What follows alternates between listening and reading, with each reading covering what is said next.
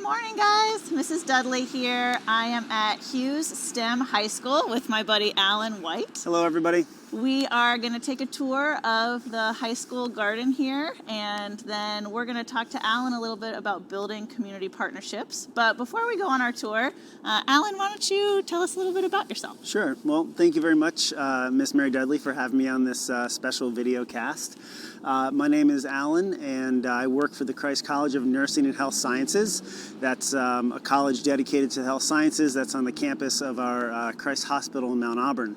I also work for the University of Cincinnati as their forest liaison for school and community. So I basically help connect people and plant out orchards. I do other side volunteer work with Green Umbrella, and I do a lot of food mapping with different communities where I have conversations with people about the food assets that are around them. Yeah. He's basically very busy. And what he didn't tell you was that Mr. Wight is basically the catalyst that got me into Gamble. So I had just had my second baby. This was the first thing that I went to after I had the baby because I wasn't quite back to work. But I was like, oh, this meeting's only like a mile from my house. Okay, I'll take the baby. Let's see what's going on. And it was the advisory committee meeting for the Gamble Agriculture Education Program. Which we will talk more about the catalyst, which actually came out of this project in a moment after the tour. Ooh, well, great. Maybe I'll get the inside scoop. All right, guys, so we're going to go on a tour, and then we'll talk a little bit more with Alan. Hello, and welcome to the Hughes STEM High School McMillan Street Community Garden. Yes, it's a long name, but that's because there's a lot of people involved. Again, my name is Alan Wight, and I'm the project director. Over here on my left or your right, you are seeing the education space.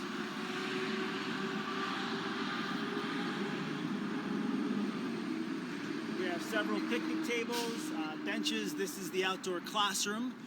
Behind us, we have a three-tiered compost system, as well as a very large tool shed that houses everything we would ever need for the project. This project is about 4 years old.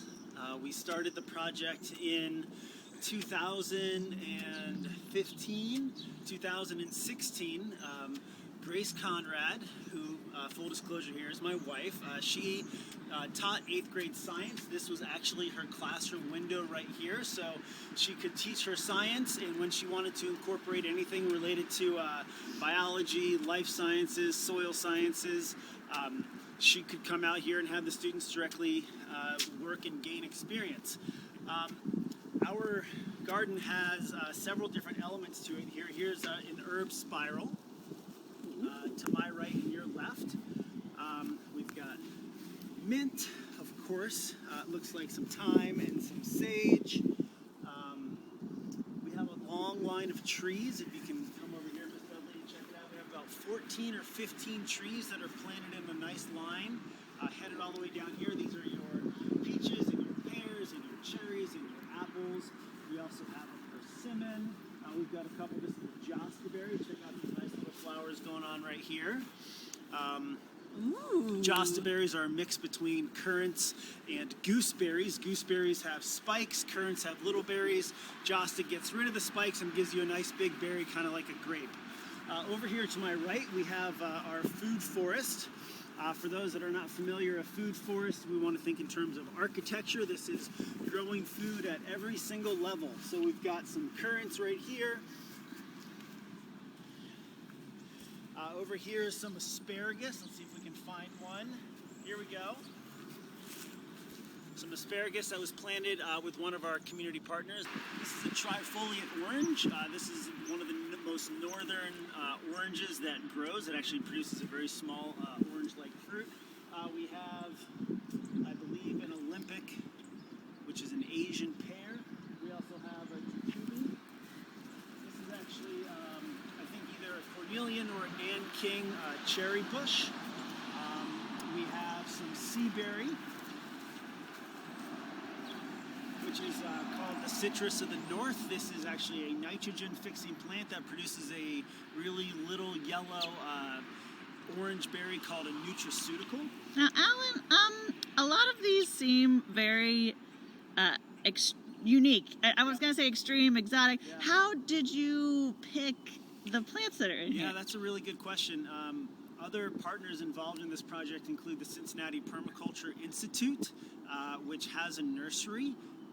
And so I work closely with members of that community, specifically their founder, Braden Trouth, in terms of advice on what we could plant here that is both educational and unique and survives in our climate. So you're seeing a lot of things that you will not find in the grocery store, which some of these do have commercial potential, but they just have not yet been realized. But then it's mixed in with common things like your garlic, right over here, and then you've got a set of walking onions. Right over here, you'll also notice that a lot of the trees that are planted have what's called a guild system. These are simply companion plants that are involved in soil health and also the health of the tree in terms of attracting beneficial insects. This part of our garden project are community beds. So we have about 11 community beds. 2 or 3 of them have been planted out already this season. A large number of our community members come from University Christian Church, which is actually located right across the street. This is where Rose Street Cafe is.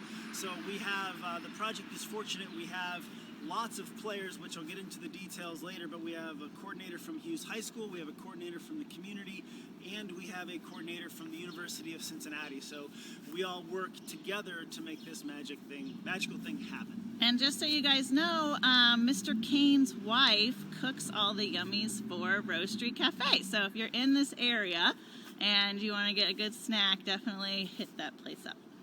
All right, so we took a nice little tour and we've seen a little bit about this garden.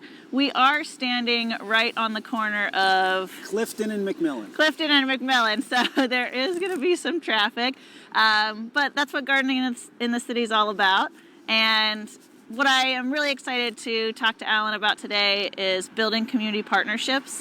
One thing that you'll see, and I'm also noticing that's kind of a theme throughout this series that we're doing, is that, you know, gardening and other things in life is all about relationships. And so building those relationships, being good at coordinating, you know, kind of and navigating the challenges that come with different partnerships are really important. So Yep. Take it away, bud. All right. Well, thank you again, Mary.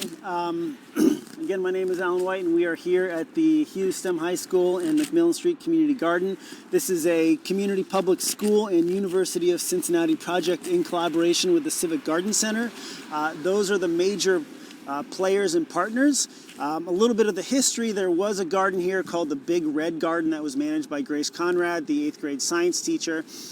In 2015, a group of people from University of Christian Church noticed that there were beds there. Some were in use, some were not in use, and they approached and they said, hey, could we start a community garden project? And so that was kind of the spark that I was waiting for. I was at the University of Cincinnati for years, 10 years, doing graduate studies, and this space, this beautiful space of lawn, had been calling. Let's do something. This is such an awesome public spot. Massive amounts of people pass here every day. So Lyric Morris Latshaw is the name of the coordinator at University Christian Church, who approached Grace Conrad and I and said, let's do something. And we said yes, because this means we had a group of people who were willing to use the site. In addition to the work that was already happening with CPS, with the CPS students. So we had a couple of meetings that we had an awesome list of partners. We got permission from Hughes High School, Hughes STEM High School, to use the land because this is a community group that is using it. University of Cincinnati was in, the church was in, Hughes was in, and of course, the Civic Garden Center, which is awesome.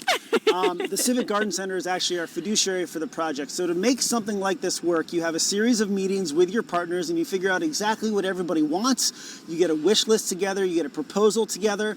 The group probably spent anywhere from 2 to 4 months getting a proposal together before we began to shop it out to people for money, because in order to have a successful garden project like this, you need people to get paid to do the work. There are many There are many examples of garden projects that can be successful without funding. However, funding ensures that positions can be filled for years. The other piece of this is that we had a 5-year time horizon. We're 4 years into it. 2021 is when the funding technically runs out.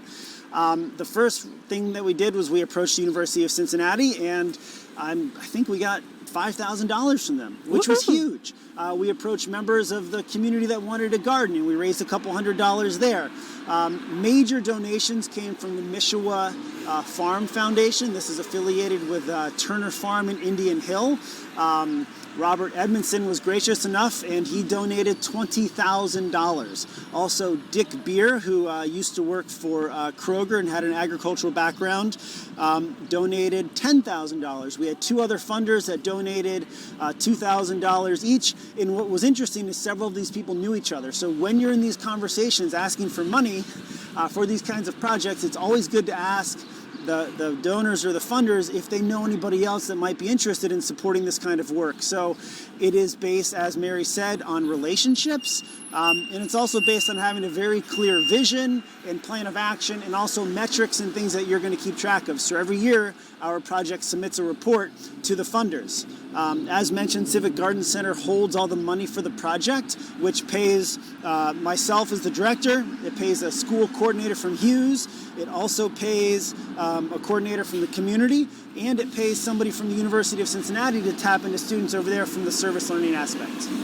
So what I'm hearing from you is that step 1 is write a proposal. So you've got to get like your writing hat on, and you've got to really take time. I mean, you said months to put together a really good proposal. It's a matter of getting the right people in the room, figuring out what people want out of the project, and then getting a proposal together that way. Yes. So how did you decide like who to approach? I mean, I was out of the list of funders, which is like really impressive. You probably talked to 10 times as many people.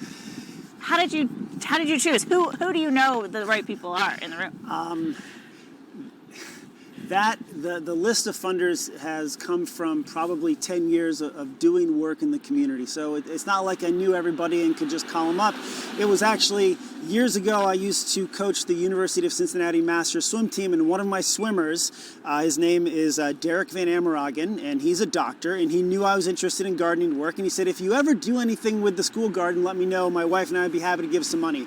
So I approached him. This is 2 or 3 years later after he made the suggestion, and he had originally offered $500, but they were so impressed with the proposal that they offered $2,000, and it was that contact that led us to the introduction with Dick Beer, who gave us $10,000. So it is a matter of having the right people in place, the right kind of proposal in place, and then in social sciences they call this snowball sampling, but you're basically going from one person to the next with conversations about this project.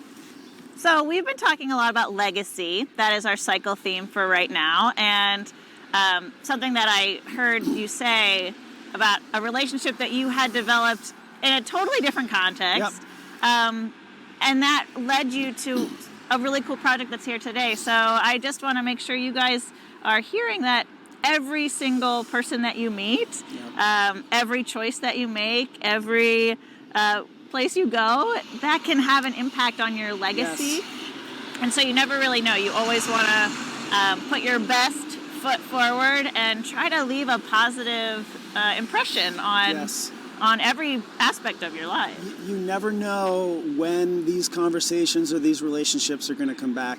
And I think this is, in terms of legacy, it was this project and these relationships that led Kathy Maynard to introduce me to Kelly Broscheid, who used to work for Cincinnati Public Schools. She now works for the University of Cincinnati as the head of career tech. So CPS was interested in getting involved in this. Hughes STEM High School has had the Zoo Academy for how many years? 30 plus. Which is actually an agriculture / animal science program at the zoo, even though it's out of Hughes. The students, when they get to their 10th and 11th grade years, go over and spend the vast majority of their time at the zoo. So they knew that Hughes had this program, and the garden had been developed and it was already going. So Kelly approached me about, hey, how do we get a larger group of people together to do this for CPS as a whole? So I was charged with putting together an advisory committee of major players, which included people like Mary, who at the time was working for the Civic Garden Center. The committee was meeting at James N. Gamble Montessori High School in Westwood. Other major players included, do you remember, from the advisory board?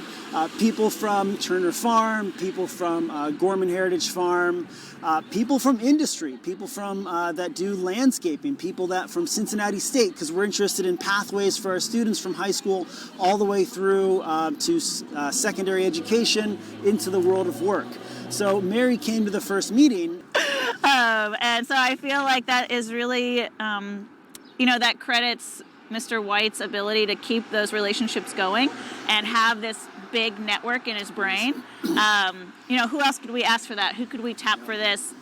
And so we're going to continue to foster those relationships, but it takes time, so even though we're not doing some like actual digging or like using tools right now, and I'm calling this a horticultural demo, it is hard work to build these relationships, to have a trusting and authentic connection with someone. That takes time and a lot of energy and a lot of investment. So, on a day where you're planting the trees, that can be physically exhausting. But when you're building those relationships, that can also be physically and mentally exhausting. So you got to put in the time. It is a perfect analogy is literally planting the seed for the tree. You plant the seed and it takes years until it bears fruit.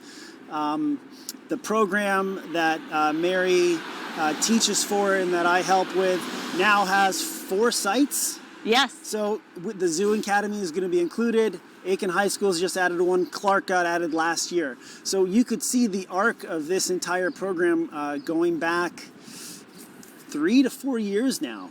And if you count this program as kind of the impetus for it, we're going back almost 5 years. Yeah, it didn't happen overnight. No. So hard work and dedication, and it results in beauty. Yep. You want to have that support when things get tough.